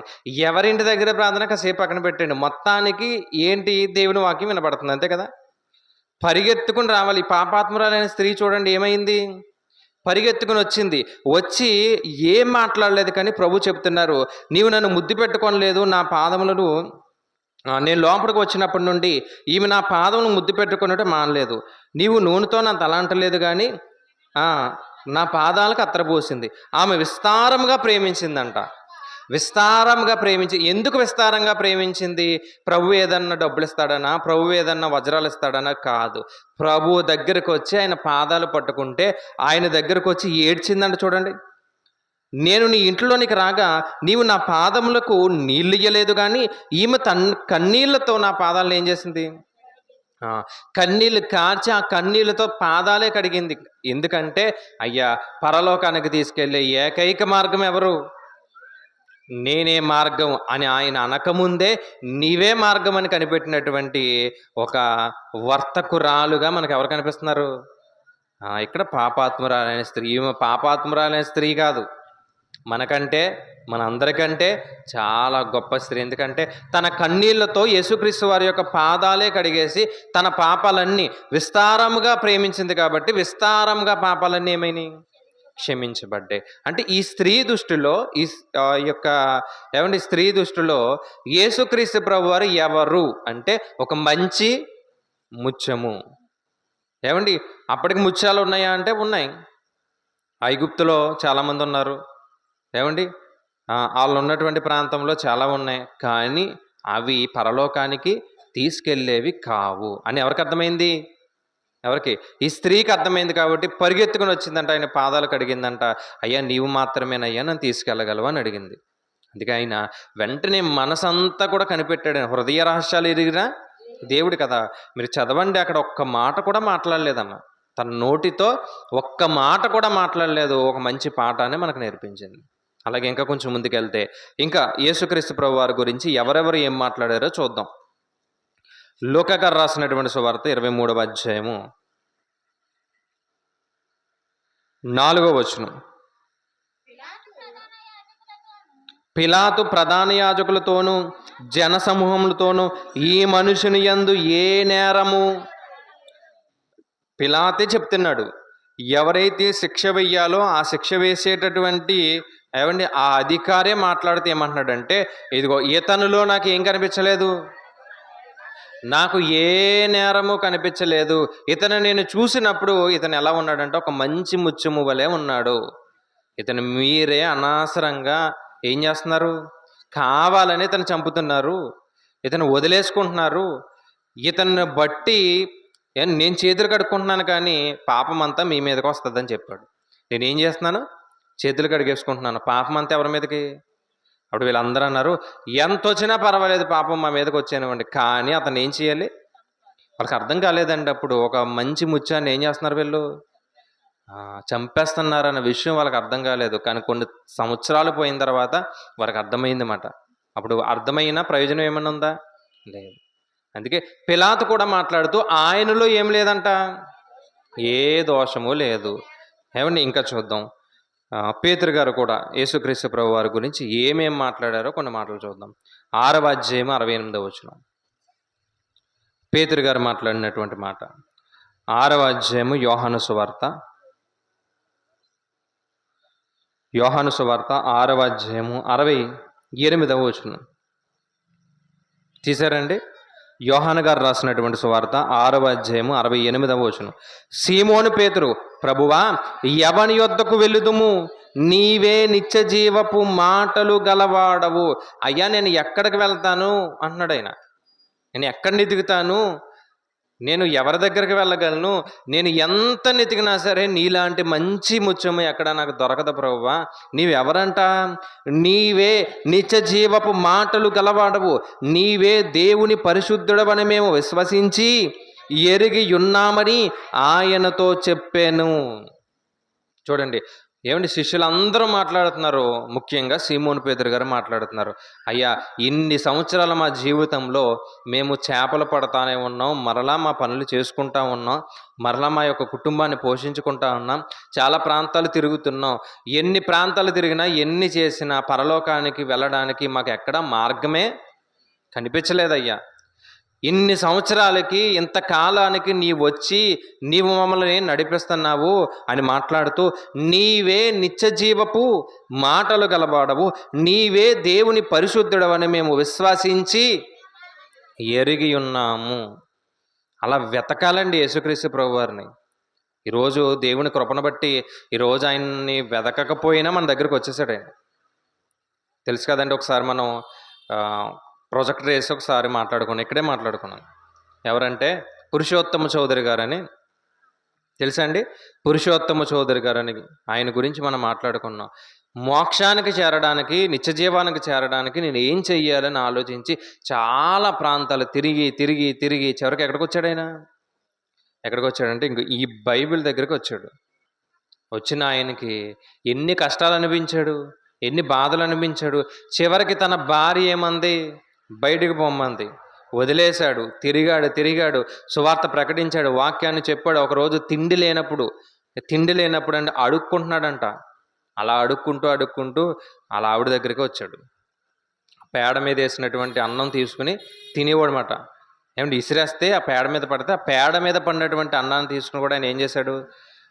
చివరికి ఆ పేడ మీద పడినటువంటి అన్నాన్ని తీసుకుని తింటుంటే అలా ఆవిడ చూసి, ఏంటి దేవుడి దగ్గరకు వస్తే ఇంత తగ్గించుకుంటారా?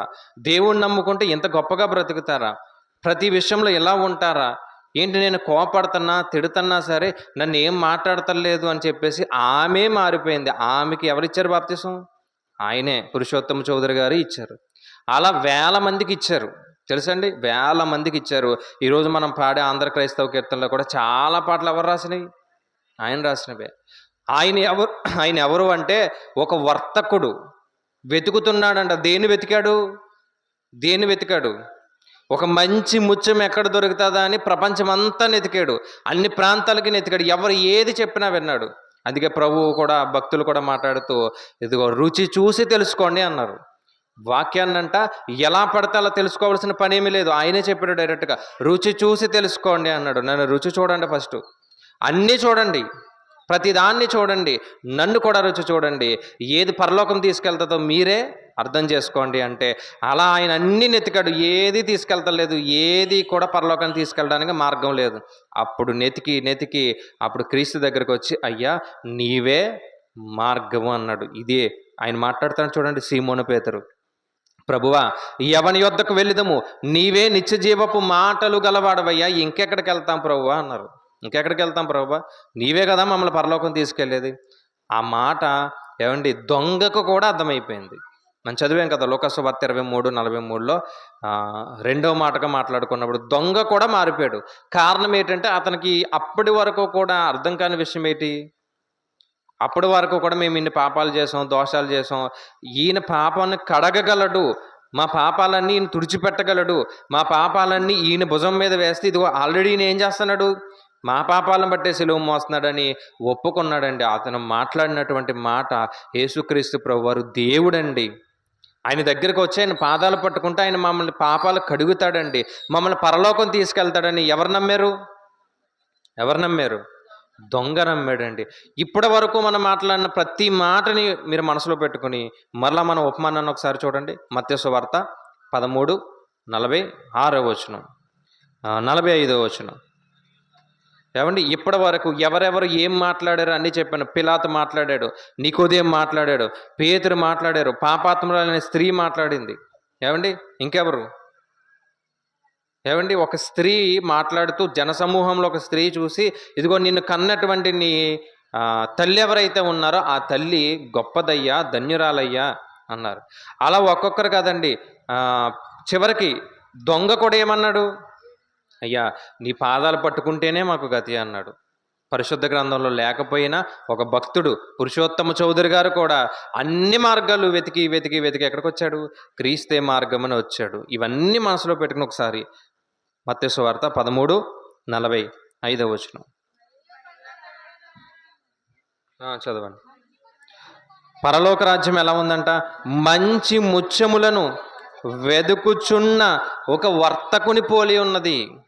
ఒక మంచి ముత్యము కావాలని వెతుకుతూ వెతుకుతూ ఎవరైతే వస్తున్నారో ఏమండి, వారికి ఏది కూడా మంచిదిగా కనిపించట్లేదు. అన్నీ నెతుకుతున్నారంట. ఇది ఇది ఇది అని ప్రతిదాన్ని నెతుకుతున్నారంట, కానీ ఏది కూడా మంచి ముత్యముగా కనిపించట్లేదు. అప్పుడు అతను నెతుకుతున్నప్పుడంట అతడు అమూల్యమైన ఒక ముత్యము కనుగొని, ఎవరా అమూల్యమైన ముత్యము? యేసుక్రీస్తు ప్రభువారు. ఏమండి, ఒకసారి ఈ మాటలో ఉంచి పేతురు గారు కూడా ఒక మాట చెప్పారు కదా, అమూల్యమైన రక్తము అంటారు చూడండి. ఆయన రాసినటువంటి పత్రికలో మొదటి పత్రిక అనుకుంటా, చూద్దాం ఒకసారి. అమూల్యమైన రక్తము అంటారు. ఎన్నో వచనమండి? 1:19. అమూల్యమైన రక్తము చేత అనగా నిర్దోషమును నిష్కలంకమును గొర్రె పిల్ల వంటి క్రీస్తు రక్తము చేత. ఎవరు ఈయన అంటే అమూల్యమైనటువంటి ముత్యం. ఆ అమూల్యమైనటువంటి ముత్యము ఈరోజు ఇదిగో మనకు దొరికింది. మనకు దొరికిందా లేదండి? దొరికిందండి. ఎన్ని కోట్లు ఇచ్చాము ఆయన సంపాదించుకోవడానికి? మనం ఏం డబ్బులు ఏమి ఇవ్వలేదు, మన జీవితాన్ని ఇచ్చామంతే. మన పాపాలని కడుక్కున్నామంతే. మనం చేసినటువంటి దోషాలన్నీ నీటిలో ఒప్పుకున్నాం, కడుక్కున్నాం. ఆయన నామాన్ని బట్టి ప్రతి పాపాన్ని ఒప్పుకుని, అయ్యా నీవే దిక్కు అని ఇక్కడికి వచ్చాం. అంతే కదా, నీవే పరలోకం చేర్చగలవు. ఏమంటే ఆయన కాకుండా ఇంకెవరన్నా పరలోకం తీసుకెళ్తారని మీరు ఎవరన్నా అనుకుంటున్నారా? ఒకవేళ అనుకుంటే కుడేస్తాన్ని. ఏమండి, కాదు కదా. ఎవరు తీసుకెళ్ళగలరు? ఆయనే మార్గం. అంటే ఆయన వచ్చాడు, మరలా తిరిగి వెళ్ళాడు. ఆయనకే తెలుసు మార్గం, ఇంకెవరికి తెలుసు? ఎవరికైనా తెలుసా? అంతే కదండి. ఒక ప్రాంతానికి ఎవరైతే ఎక్కువ తిరుగుతూ ఉంటారో, మనకు తెలియదు అనుకోండి ఆ ప్రాంతం, వాళ్ళని అడుగుతాం, ఒరే నువ్వు ఎక్కువ తిరుగుతూ ఉంటావు కదా, నువ్వే తీసుకెళ్ళు అంటాడు. ఈజీగా తీసుకెళ్తాడు. మనమైతే అడిగి అడిగి, ఈ లోకంలో అయితే అడిగి అడిగి ఎప్పటికన్నా చేరుకుంటాం. పరలోకం అది ఎవరిని అడిగి చేరుకుంటాం? ఎవరిని అడిగి చేరుకోలేం. తీసుకెళ్ళేటటువంటి మహనీయుడు ఎవరంటే యేసుక్రీస్తు ప్రభువారు మాత్రమే. ఆయన పాదాల దగ్గరకు వచ్చి కన్నీరు కార్చి మన కన్నీటితో ఆయన పాదాలను ఏం చేయాలి? కడగాలి. పాపాత్మురాలని స్త్రీ అదే చేసింది. నువ్వు వచ్చాను కానీ నువ్వు నీళ్ళు ఇచ్చావా? పేతురు, సీమోను ఇచ్చావా? ఇవ్వలేదు. కానీ ఈ స్త్రీ చూడు, నేను వచ్చినప్పటి నుంచి తన కన్నీళ్లతో నా పాదాలే తుడిచేసింది, అత్తరుతో పాదాలే తుడిచేసింది. ఇలాంటి స్త్రీ నన్ను ఎక్కువగా ప్రేమించింది కాబట్టి తన పాపాలన్నీ ఏమయ్యాయి? క్షమించబడ్డాయి. అందుకే ఆయన మాట్లాడుతున్నాడు, అమూల్యమైనటువంటి ముత్యం ఎవరు? యేసుక్రీస్తు ప్రభువారు. ఏమండి, దీన్ని మరొక విధంగా కూడా ఆలోచన చేద్దాం. ఒక కోణంలో మనం ఆలోచన చేస్తాం. ఒకటి ఏంటంటే, వర్తకుడు అనగానే ఏంటంటే ఒక పరలోకానికి లేదా స్వర్గానికి తీసుకెళ్ళడానికి ఒక ఆధ్యాత్మిక చింతన కలిగినటువంటి ఒక వ్యక్తి మంచి ముత్యము గురించి వెతుకుతున్నాడు. అప్పుడు మంచి ముత్యమైనటువంటి యేసుక్రీస్తు ప్రభువారు దొరికారు. దొరికినప్పుడు ఏం చేశాడు? తనకున్నదంతా అమ్మేసి ఆయన ఏం చేశాడు? సంపాదించుకున్నాడు. అంతే కదా ఉపమానంలో ఉంది. ఏమంటే మరలా ఉపమానానికి వద్దాం. 45వ వచనం. మరియు పరలోక రాజ్యము మంచి ముత్యములను కొనవెదుకుచున్న వర్తకుని పోలి ఉన్నది. అతడు అమూల్యమైన ఒక ముత్యమును కనుగొని, ఇక్కడ వర్తకుడిని కాసేపు యేసుక్రీస్తు ప్రభువారుగా ఊహించుకుని లేదా యేసుక్రీస్తు ప్రభువారుగా భావించుకుని ఒకసారి మరలా చదువుదాం. ఇప్పటి వరకు వర్తకుడు అంటే క్రీస్తుని వెతికేటటువంటి ఒక వ్యక్తి అనుకున్నాం కదా, పరలోక రాజ్యాన్ని వెతికేటటువంటి ఒక వ్యక్తి అనుకున్నాం. ఇప్పుడు ఏమండి అంటే రెండు విధాలుగా కూడా ఆలోచించిన ఒకటే భావం ఇది. ఇప్పుడు ఈ వర్తకుడు ఎవరంటే యేసుక్రీస్తు ప్రభువారే. ఆ యేసుక్రీస్తు ప్రభువారు మంచి ముత్యాన్ని వెతుకుతూ వెతుకుతూ వెతుకుతూ వచ్చాడంట. ఎవరో ఒక మంచి ముత్యం దొరికింది. ఇందుకే అది మంచి ముత్యం కూడా కాదు, ముత్యం మాత్రం దొరికింది. అప్పుడు ఆయన ఏం చేశాడంట చూడండి, పోయి తనకు కలిగినదంతయు అమ్మి అలా వెతుకుతూ వెతుకుతూ వెతుకుతూ వచ్చినప్పుడు నేను కనిపించాను. నేను మంచోని కాదు కానీ నేను కనిపించాను ఆయనకి. అప్పుడు ప్రభువా నా పాపాలు క్షమించు అని నేను అడిగాను అనమాట, నా తప్పులు క్షమించు అని అడిగాను. అప్పుడు ఆయన ఏం చేశాడంటే పోయి తనకు కలిగినదంతా కూడా అమ్మేసి నన్ను సంపాదించుకున్నాడు. ఎందుకు ఆయనకేముంది, ఆయన ఉండడానికే గూడు లేదంట. ఆకాశ పక్షులకి ఏమున్నాయి, నక్కలకి. మనుష్య కుమారుడు తలవాల్చడానికి ఏం లేదు, స్థలమే లేదు. ఆయన ఉండడానికి భూమి మీద స్థలమే లేనప్పుడు మరి ఆయన ఏమిచ్చాడు, ఏమమ్మేసి నన్ను సంపాదించుకున్నాడు అంటే అమూల్యమైనటువంటి తన రక్తాన్ని ఏం చేశాడు, అమూల్యమైనటువంటి తన రక్తాన్ని నాకు ఇచ్చి ఆ రక్తంతో నన్ను ఏం చేశాడు, ఆయన కొన్నాడు. ప్రకటన గ్రంథంలో ఒక మాట ఉంది, చూద్దాం ఒకసారి. 7వ అధ్యాయము 14వ వచనం. ప్రకటన గ్రంథము 7వ అధ్యాయం 14వ వచనం చాలా మంచి మాట. అందుకు నేను, అయ్యా నీకే తెలియననగా అతడు ఇలాగు నాతో చెప్పెను, వీరు మహాశ్రమల నుండి వచ్చిన వారు గొర్రెపిల్ల రక్తములో, ఎక్కడంట, గొర్రెపిల్ల రక్తములో వస్త్రాలను ఉతుక్కున్నామంట మనం. ఈరోజు పాపం చేసినటువంటి నేను ఏమండి అదే పాపంతో చనిపోతే నరకానికి వెళ్ళిపోతానని ఆ వర్తకుడు యేసుక్రీస్తు ప్రభువారు, మంచి ముత్యాన్ని కాదు నేను, కానీ నన్ను వెతికి నన్ను కనుగొని ఇతను ఎలా అయినా సరే ఒక మంచి ముత్యముగా మార్చాలనే ఒక ఉద్దేశముతో ఆయన తన రక్తములో నన్ను ఏం చేశాడు, కడిగాడు. ఆయన రక్తములో నా వస్త్రాలను నేను ఏం చేశాను అంటే మలినమైపోయినటువంటి నా జీవితం, మలినమైపోయినటువంటి నా వస్త్రాలని, పై వస్త్రాలు కాదండి, లోపల ఉన్నటువంటి ఆత్మీయ జీవితం గురించి మాట్లాడుతున్నాడు. మలినమైపోయి దురాలోచనలు, చెడు ఆలోచనలు, ఏమంటే మనం చదువుతాం కదా, హృదయంలో నుండి బయటకు వచ్చినవి ఏం చేస్తాయంట, మనిషిని హృదయంలో నుంచి బయటకు వస్తున్నాయంట. బయట నుంచి లోపలికి వెళ్ళింది మనిషిని ఏం చేయదు, కానీ లోపల నుంచి బయటకు వచ్చేది మనిషిని పాడు చేస్తుంది. ఆ హృదయంలో ఉన్న ప్రతి దాన్ని కూడా యేసుక్రీస్తు ప్రభువారు ఏం చేశారు, కడిగేశారు.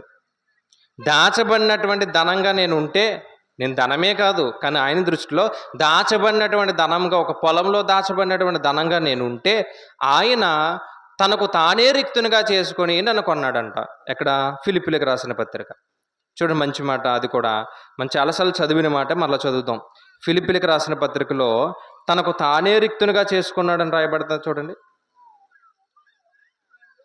2వ అధ్యాయం 7వ వచనంలో, మనుషుల పోలికగా పుట్టి దాసుని స్వరూపం ధరించుకొని తన్ను తానే రిక్తునిగా చేసుకుని.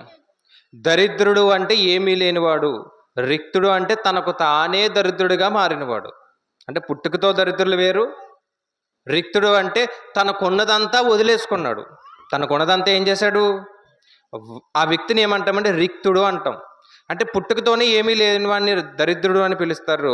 కానీ ఈయన మాత్రం ఏమంటున్నాడంటే మనుషుల పోలికగా పుట్టి దాసుని స్వరూపం ధరించుకొని తన్ను తానే రిక్తునిగా చేసుకున్నాడు.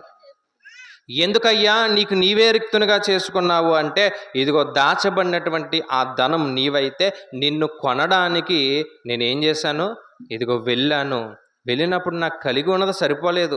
మరి ప్రభువు దేవుడు అంటున్నాడు, మరి ఆ వ్యక్తిని కొనాలంటే నేను ఏం చేయాలి అని దేవుడిని యేసుక్రీస్తు ప్రభు వారు అడిగితే, ఏమండి ఆ వ్యక్తిని కొనాలంటే నువ్వు రక్తం ఇవ్వాలి అన్నాడు. పాపం చేశాను, నన్ను కనుగొన్నాడు యేసుక్రీస్తు ప్రభు వారు. అయ్యా మరి పాపం చేశాడు కదా, చనిపోతే నరకానికి వెళ్ళిపోతాడు, మరి ఏం చేద్దాం, నీ దగ్గరికి రావాలంటే ఏం చేయాలి ప్రభువా అని క్రీస్తు దేవుణ్ణి అడిగితే, తండ్రి అయినటువంటి యెహోవాని అడిగితే, యెహోవా మాట్లాడితే ఏమంటున్నాడంటే, ఇదిగో ఆ వ్యక్తిని నువ్వు కొనాలంటే కొంత వెల ఇవ్వాలి. ఆ వెల ఏంటి అంటే డబ్బులా, బంగారమా, వజ్రాల, ముత్యాల కాదు, ఆ వెల నీ రక్తము అంటే, సరే ప్రభువా నా రక్తాన్ని నేను ఇచ్చేస్తానని ఏమండి ఎక్కడి వరకు వెళ్ళిపోయాడు ఆయన? ఎక్కడి వరకు? సిలువ వరకు వెళ్ళిపోయాడు. మొత్తం తన దేహంలో ఉన్నటువంటి రక్తపు బొట్టంతా కూడా ఇదిగో నీ కొరకు నా కొరకు మనందరి కొరకు కార్చాడు. చివరికి రక్తము లేదు. చివరికి ఆయన పొడిచినప్పుడు ఏమొచ్చింది? నీళ్ళే వచ్చాయంటే కారణం ఏంటంటే ఇదిగో నన్ను కొనడానికి ఆయన చివరి రక్తపు బొట్టు వరకు కూడా ఏం చేశాడు? ఖర్చు పెట్టేశాడు. ఎందుకయ్యా అంటే నీవు మంచి ముత్యముగా మారాలి, నువ్వు పరలోక రాజ్యం చేరుకోవాలి. నువ్వు మంచి ముత్యముగా మారాలి, నువ్వు పరలోక రాజ్యం చేరుకోవాలంటే ఒక వెల ఉంది నిన్ను కొనడానికి. ఏమండి క్రీస్తు రక్తంతో కొనబడిన వారు, అందుకే క్రీస్తుని ధరించుకున్న వారం అని రాయబడ్డది కదా. క్రీస్తు ఆయన రక్తంతో మనల్ని ఏం చేశాడు? సాధారణమైనటువంటి వ్యక్తులు ఏమీ కాదు మనం, తెలుసా అండి? ఆయన రక్తంతో కొనబడి ఆయన రక్తంలో వస్త్రాలను ఏం చేశామంట? ఉతుక్కుని బయటకు వచ్చినటువంటి వారు.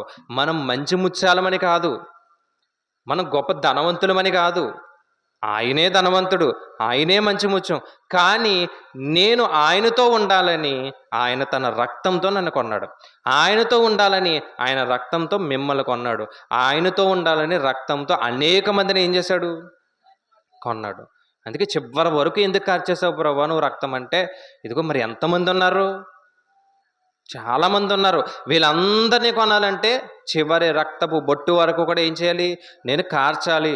అందుకే ఎక్కడ మాట్లాడలేదండి ఆయన కొడుతున్నప్పుడు, ఎక్కడ ఏమీ అనుకోలేదు, తిట్టలేదు, దూషించలేదు, నేను రాను అనలేదు, పారిపోలేదు. కొట్టారు, పిడిగుద్దులు ఏమంటే గుద్దారు, ముళ్ళ కిరీటాన్ని పెట్టి, నువ్వు రాజు అంటున్నావు కదా, సరే నీ కిరీటం పెడతామని కిరీటాన్ని అల్లి పెద్ద పెద్ద ముళ్ళు ఉన్నటువంటి, ఇంత పెద్ద ముళ్ళు ఉన్నటువంటి ఆ కిరీటాన్ని తల మీద పెట్టినప్పుడు రక్తం కారిపోతుంటే ఆయన మనసులో ఏమనుకున్నాడంటే, ఇదిగో ఈ వ్యక్తిని కొనడానికే కదా నేను ఏం చేస్తున్నాను, అదే అమూల్యమైన రక్తము, ఆ అమూల్యమైనటువంటి రక్తాన్ని ఇదిగో కార్చి ఈరోజు నన్ను మనందరినీ కొన్నాడు. అందుకే పౌలు గారు అంటారు, అయ్యా నిన్ను సంపాదించుకోవడానికి సమస్తాన్ని నేను ఎలా ఎంచుకున్నాను? పెంటగా ఎంచుకున్నాను అన్నాడు. ఎక్కడ? అదే ఫిలిప్పీలకు రాసిన పత్రిక 3వ అధ్యాయంలో మాట్లాడతాడు. ఒకసారి 9వ వచనం చూద్దాం. క్రీస్తుని సంపాదించుకొని, క్రీస్తుని ఏం చేశాడంట? సంపాదించుకొని. ఇప్పుడు 11వ వచనం చివరి మాటకి వెళ్తే, సమస్తమును నష్టపరుచుకొని వాటిని పెంటతో సమానంగా ఎంచుకున్నాను. నేను క్రీస్తుని సంపాదించుకున్నాను కాబట్టి, నేను ఒక వర్తకున్నైతే ఆయన కూడానండి, పౌలు గారిని కూడా ఒకసారి ఆలోచిస్తే ధర్మశాస్త్రం అంతా తెలుసు కానీ క్రీస్తుని నమ్మలేదు. క్రీస్తు ఒకసారి కనిపించి, అయ్యా నన్ను ఎందుకయ్యా నువ్వు హింసిస్తున్నావు అంటే, నీవెవరు ప్రభువా అన్నాడు. నీవు హింసిస్తున్నటువంటి క్రీస్తుని నేనే అన్నాడు. మారిపోయాడు. అప్పుడు ఆయన అంటున్నాడు, నిన్ను సంపాదించుకోవడానికి సమస్తమును నేను ఎలా ఎంచుకున్నానంట? పెంటగా ఎంచుకున్నాను. సమస్తాన్ని నష్టపరుచుకున్నాను, ప్రతి దాన్ని కూడా పెంటగా ఎంచుకున్నాను. ఎందుకంటే నువ్వు అమూల్యమైనటువంటి ముత్యము. ఆ ముత్యము నా దగ్గర ఉన్నప్పుడు సమస్తం ఏంటి? పెంటే కదా, అంతే కదండి. ఒక అమూల్యమైనటువంటి ఒక ముత్యము ఆయన దగ్గర ఉన్నప్పుడు సమస్తం ఏది? పెంటే. అలాగే రెండో వివరణలో కూడా మనం ఆలోచిస్తే ఏంటి? ఆయన ఒక వర్తకుడు, యేసుక్రీస్తు ప్రభువారు. ఆయన మనల్ని సంపాదించుకోవడానికి ఆయన వెళ్ళి ఏమమ్మేశాడంట? ఇంటికి వెళ్ళాడు. అయ్యా తండ్రి, మరి ఈ బిడ్డను సంపాదించుకోవాలనుకుంటున్నాను, మరి ఏం చేయమంటావు అని అడిగితే, మరి ఏమిస్తావు? డబ్బులు ఇస్తావా, లేదా వజ్రాలు ఇస్తావా? ఏమిచ్చినా ఈ బిడ్డను నువ్వు సంపాదించుకోలేదు. మరి ఏమి ఇవ్వాలి ప్రభు అంటే, నీ రక్తాన్ని ఇవ్వాలి. ఆ రక్తం కూడా ఎలాంటిది? అమూల్యంగా ఉండాలి. ఏ దోషం ఉండకూడదు, రక్తంలో కలంకం ఉండకూడదు. నువ్వు బ్రతికినన్నాళ్ళు కూడా ఎలా బ్రతకాలి? ఏ పాపము చేయకుండా బ్రతకాలి. అప్పుడు మాత్రమే నీ రక్తం నేనేం చేస్తాను? స్వీకరిస్తాను. అలా చెప్పినందుకండి మనందరి గురించి ఏ పాపము చేయకుండా, ఏ దోషము చేయకుండా, తిండి మానేసి, నిద్ర మానేసి, తిట్టినా కొట్టినా, ఏమండి హేళన చేసిన, పిచ్చివాడన్నా, ఒకానొక సందర్భంలో ఆయన పట్టుకుని కొండ మీదకి తీసుకెళ్ళి కిందకి దోసేద్దామనుకున్నా, తప్పించుకుని మరలా వచ్చి, నేను అక్కడ చనిపోతే ఎలా? నేను అక్కడ చనిపోతే నా బిడ్డలకు రక్షణ ఎలా వస్తుంది అని అక్కడి నుంచి తప్పించుకుని వచ్చి ఆయనకి దేవుడిచ్చినటువంటి పనిని పూర్తి చేసి ఆ 33.5 సంవత్సరాలు బతికి సిలువ దగ్గరికి వెళ్ళి అదే సిలువ దగ్గర ఇదిగో రక్తాన్ని కార్చి ఇంతమందిని కొన్నాడు ఆయన. ఆయన ఒక వర్తకుడు. మనం మంచివారమని కొనలేదు, మనం మంచివారిగా మారాలని ఆయన రక్తం ఇచ్చి ఆయన ఏం చేశాడు? కొన్నాడు. కొన్నదానికి విలువ ఉందా ఈరోజు? ఆయన ఆ రక్తాన్ని ఇచ్చి ఏం చేశాడు? కొన్నాడు కదా. కనీసం ఆయనకి ఏమన్నా విలువిస్తున్నామా మారడానికి? అంటే ఆల్రెడీ మారిపోయాం కదా అనుకుంటే కుదరదండి. చివరి వరకు ఏం చేయాలి? అంతం వరకు సహించుకుని ఉండాలి. మారేమో కాదు, రూపాంతరం చెందాలి అని రాయబడ్డది. మారు మనసు కాదు, ఏం చేయాలి? రూపాంతరంలోనికి వెళ్ళాలి. అప్పటి వరకు కూడా క్రీస్తు, అయ్యా నీవు నన్ను కొన్నావు నీ రక్తంతో అనే ఆలోచన మన హృదయంలో ఉంటేనండి మన జీవితంలో ఎప్పుడు పాపం అనేది చెయ్యము. బాప్తిసం పొందిన ప్రతి ఒక్కరూ కూడా గమనించండి, మిమ్మల్ని ఊరకనేమి ఆయన స్వీకరించలేదు. ఆయన రక్తం ఇచ్చే కొన్నాడు. ఏదో సాధారణంగా పెళ్ళికి తీసేసుకున్నామండి, ఫంక్షన్ వచ్చినప్పుడు తీసుకున్నాం ఏమండి, లేదంటే ఉద్యోగం వచ్చినప్పుడు తీసుకున్నాం అంటే కాదండి. మారు మనసు పొంది ఆయన దగ్గరికి వచ్చి ఒక పాపాత్మురాలైనటువంటి స్త్రీ ఎలా అయితే కడిగిందో మన పాపాలన్నీ ఒప్పుకుంటే ఆయన నా రక్తముతో ఏం చేశాడంట? వస్త్రాలని మనల్ని కడిగి పరలోకానికి ఆయన స్వీకరించడానికి సిద్ధంగా ఉన్నాడు. కాబట్టి ఈ మాటలు జాగ్రత్తగా మీరు మనసులో పెట్టుకొని, మనం సాధారణమైనటువంటి వ్యక్తులేమీ కాదు, ఆయన రక్తంతో కొనబడినటువంటి ఆయన బిడ్డలు. అలాగే జీవితకాలం ఏం చేద్దాం? బ్రతకడానికి ప్రయత్నం చేద్దాం. నిన్నటి దినాన్న పొలంలో దాచబడినటువంటి ధనము అని చదివాం. ఈరోజు మంచి ముత్యము అనే దాని గురించి మనం నేర్చుకున్నాం. ఈరోజు మన అంశం పేరేంటి? మంచి ముత్యము అనే అంశం గురించి మనం మాట్లాడుకున్నాం. దేవుని కృపను బట్టి రేపటి దినాన్న వేరొక ఉపమానాన్ని అవకాశం ఉంటే నేర్చుకుందాం. ప్రార్థన చేద్దాం. దయ కలిగినటువంటి మా కన్న తండ్రి, నీ ఘనమైన ఉన్నతమైన నామమునకు వందనములు. దేవా, మీ యొక్క ఉన్నతమైన కృపలో తండ్రి మమ్మల్ని కాచి కాపాడిన విధానాన్ని బట్టి తండ్రి వందనములు. దేవా, ఇప్పటి వరకు తండ్రి ఎన్నో విషయాలు తండ్రి మేము నేర్చుకున్నాం.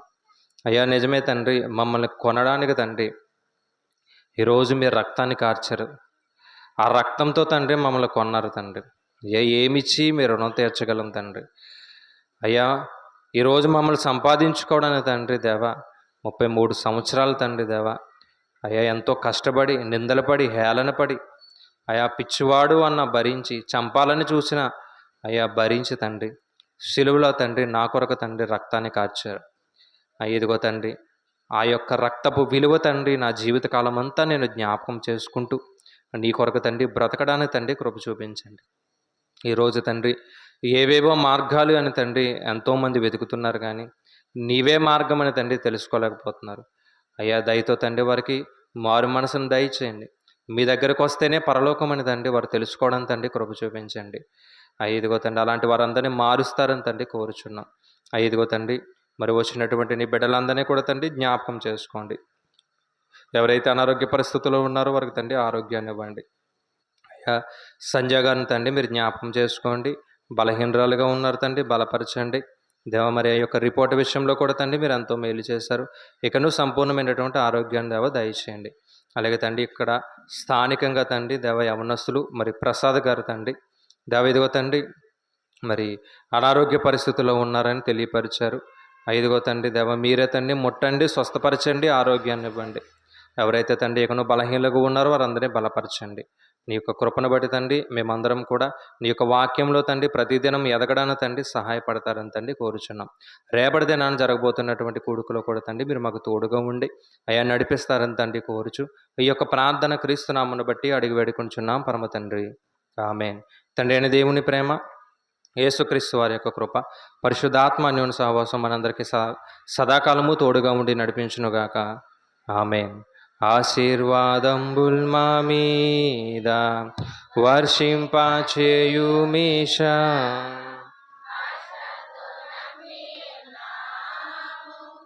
నీ సత్య వాగ్దానము ఈ మాహి మీద కృమ్మారించుము దేవా, క్రమ్మారా ప్రేమ వర్షంబున్ కృమ్మారించుము దేవా, ఆమేన్. అందరికీ వందనాలండి. మరి ఈరోజు ప్రత్యేక పాట డి లక్ష్మి గారు, నాగమణి గారు మరి పాట పాడేస్తే మన ఇంటికి వెళ్ళిపోవచ్చు. రేపటి దినాన్న కర్ణమ్మ గారి ఇంటి దగ్గర జరుగుతుందండి ప్రారంభ ప్రార్థన. గన్నమ్మ గారు వాక్య భాగం వచ్చి సుభాషిణి గారు, సిహెచ్ సుభాషిణి గారు, ప్రార్థన పాపమ్మ గారు, ప్రత్యేక పాట అజయ్ రేష్మ. 10వ తేదీన డేవిడ్ రాజు గారు వారి యొక్క ఇంటి దగ్గర జరుగుతుంది. ప్రారంభ ప్రార్థన విశ్వాసరావు గారు, వాక్య భాగం స్మైలీ, ప్రార్థన వీరాణి గారు, ప్రత్యేక పాట విజయ్ గారు. ఏమండి ప్రత్యేక పాట ఉందండి, దయతో వారు పాడిన తర్వాత వెళ్ళిపోదు. ఈరోజు పలహారం ఏమీ లేదు, అదే మనకు పెద్ద పలహారం. ఏమండి రేపు కూడా ఇక్కడే జరుగుతుందండి. కరుణమ్మ గారు వారి యొక్క కుటుంబం ద్వారా జరుగుతుంది. ఏమంటే రాకపోతే ఇవ్వకపోదును, ఇద్దరు వచ్చారు కాబట్టి ఖచ్చితంగా పాడమని ముందుకి పిలుస్తున్నాను. ఒకవేళ రాకపోతే ఇంటికి వెళ్ళిపోదాం మనం. ఏమంటే ఒక్క పాట వచ్చి పాడతారండి, పర్లేదు, వెయిట్ చేస్తాను.